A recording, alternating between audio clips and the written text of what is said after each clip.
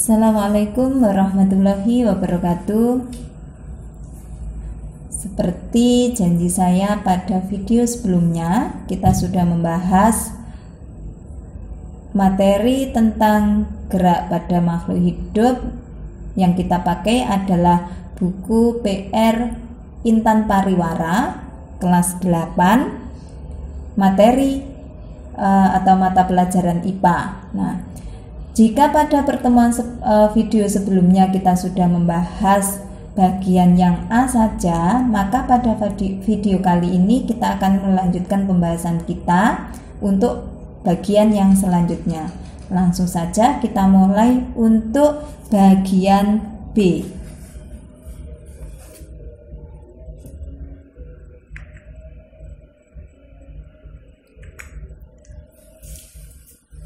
Soal nomor 1.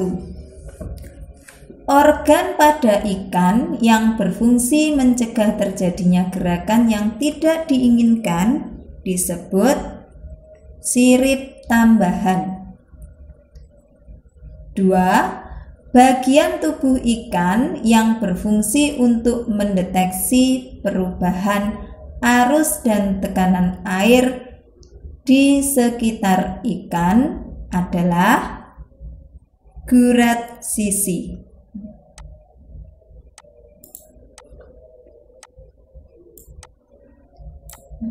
Jadi di sini dapat jawabannya adalah gurat sisi.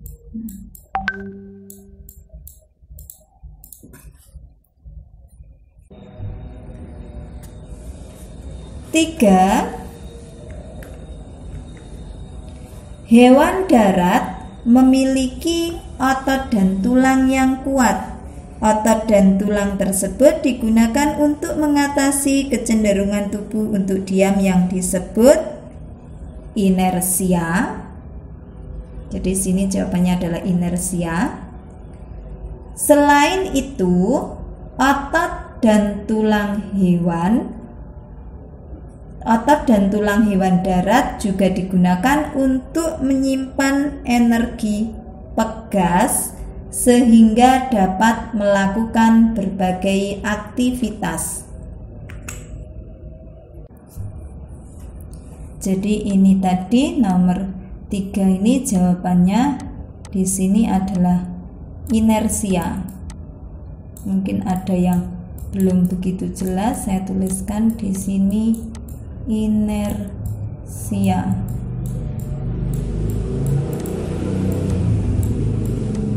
Sedangkan yang ini jawabannya adalah pegas.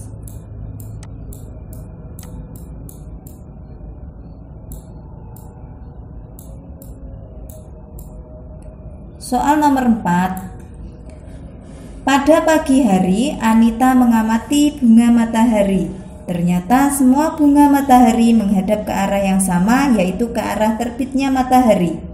Berdasarkan pengamatan tersebut dapat diketahui bahwa bunga tersebut melakukan gerak fototropisme. Jadi ini adalah fototropisme.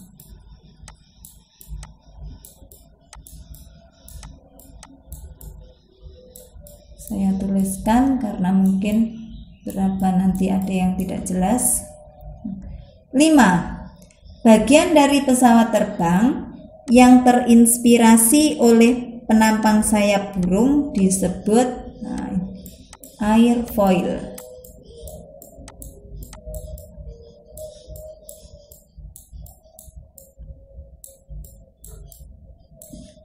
6. Gerak melingkar aliran sitoplasma dalam sel daun Hydrilla verticillata merupakan salah satu contoh gerak autonom. Di sini autonom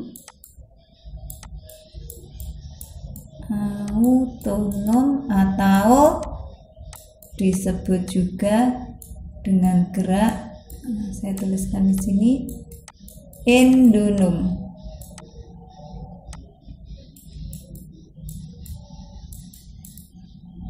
7.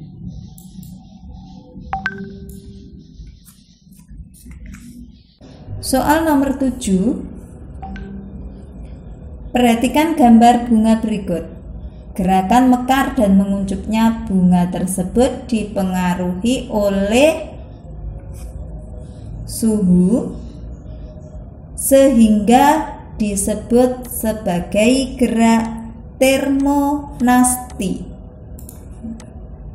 Namanya termonasti.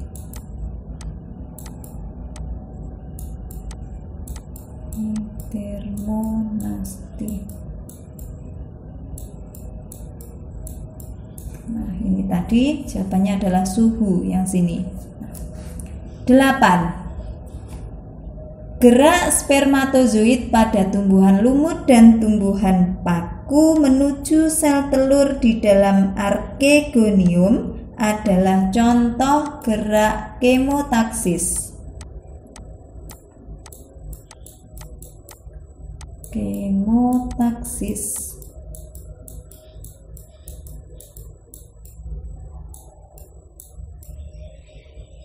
Sembilan. Gerak menutupnya stomata melibatkan lebih dari satu macam rangsangan. Jenis gerak tersebut disebut gerak nasti kompleks. Nasti kompleks.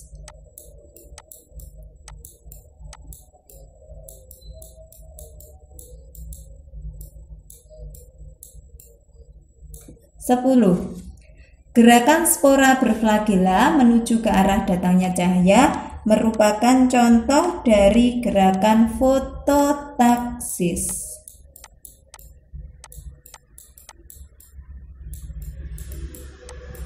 Fototaksis.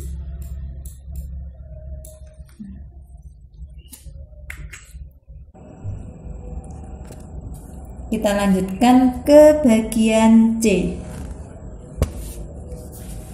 Nomor 1. Air memiliki kerapatan lebih besar dibandingkan udara. Keadaan ini mempersulit gerakan hewan yang hidup di air, misalnya ikan.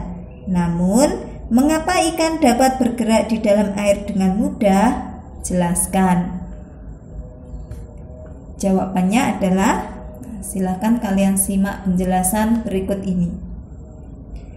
Ikan dapat bergerak di dalam air dengan mudah karena dipengaruhi oleh faktor-faktor berikut. 1. Bentuk tubuh yang hidrodinamis atau streamline berfungsi mengurangi hambatan ketika bergerak di dalam air. 2.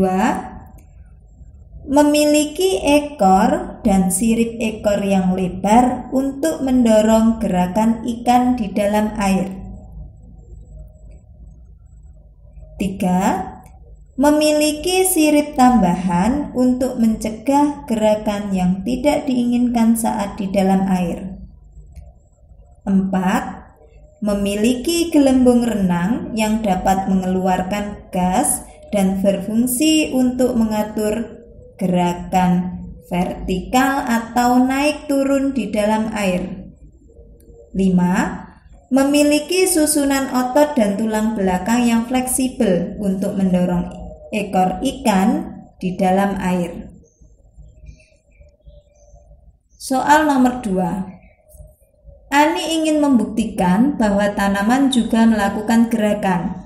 Ani melakukan percobaan dengan rangkaian seperti berikut.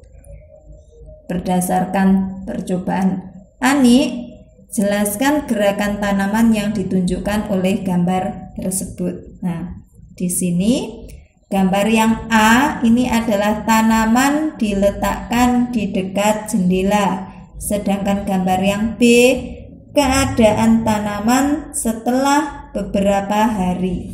Dari gambar ini dapat kita lihat bahwa setelah beberapa hari tanaman yang diletakkan di dekat jendela ini tadi, arah batang tanamannya membengkok ke arah jendela.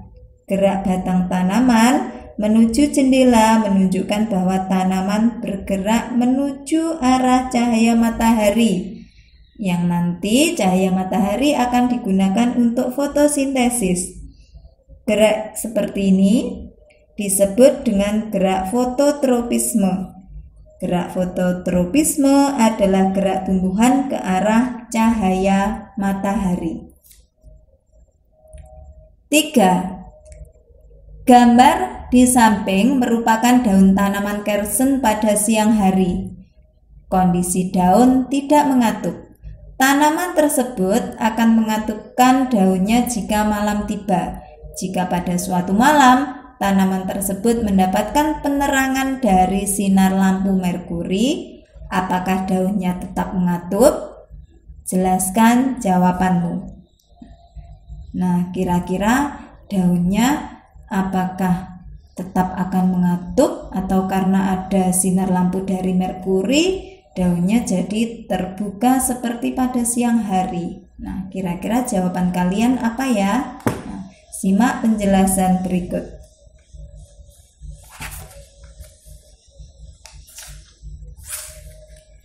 Gerak mengatupnya daun kersen pada malam hari dinamakan gerak tidur. Gerak ini dipengaruhi oleh rangsang berupa suasana gelap. Meskipun tanaman ini diletakkan di bawah lampu merkuri yang menyala terang, daunnya tetap mengatup pada malam hari. Keadaan tersebut karena niktinasti tidak dipengaruhi oleh rangsang cahaya, melainkan rangsang berupa suasana malam hari. Jadi yang mempengaruhi tidak semata-mata karena cahaya. Soal nomor 4. Burung dapat terbang di udara dengan cara yang unik. Tubuh hewan tersebut memiliki gaya angkat yang besar untuk mengimbangi gaya gravitasi. Bagaimana caranya untuk memperbesar gaya angkat tersebut? Jawabannya adalah burung memiliki gaya angkat yang besar agar dapat mengimbangi gaya gravitasi. Salah satu upaya untuk memperbesar gaya angkat yaitu menggunakan sayap.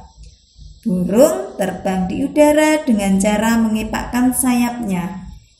Burung mengepakkan sayapnya dari atas ke bawah untuk menimbulkan gerakan mengangkat dan mendorong tubuhnya di udara. 5. Perhatikan tumbuhan pada gambar di samping. Persebaran biji dari tumbuhan tersebut dipengaruhi oleh gerak akibat hilangnya kadar air pada buahnya. Benarkah pernyataan tersebut? Jelaskan. Perhatikan penjelasan berikut. Tanaman dalam gambar ini adalah tanaman pacar air. Mungkin ada beberapa dari kalian yang tidak begitu jelas dengan gambar ini. Jadi ini adalah gambar tanaman pacar air. Tanaman pacar air dapat melakukan perbanyakan melalui biji. Persebaran biji tersebut dapat terjadi meskipun tanpa campur tangan manusia. Persebaran biji tanaman pacar air terjadi karena buahnya melakukan gerak higroskopis, yaitu gerak akibat adanya perubahan kadar air di dalam sel sehingga terjadi pengerutan yang tidak merata pada sel-selnya. Pengerutan akibat penurunan kadar air ini mengakibatkan kulit buah nampak terpuntir dan bijinya melenting keluar. Biji tersebut dapat tumbuh menjadi tanaman baru apabila mendapat lingkungan hidup yang sesuai. Dengan demikian, pernyataan pada soal nomor 5 tadi jawabannya adalah benar. Nah, demikian tadi pembahasan uji kompetensi 2 mata pelajaran IPA kelas 8 menggunakan buku PR Intan Pariwara. Pada video selanjutnya kita akan membahas lebih banyak soal lagi melalui buku PR Intan Pariwara, dan tidak hanya soal IPA melainkan kita akan membahas mata pelajaran yang lainnya juga. Jadi jangan lupa untuk subscribe dan tonton terus Asmagama Channel. Semoga bermanfaat. Wassalamualaikum warahmatullahi wabarakatuh.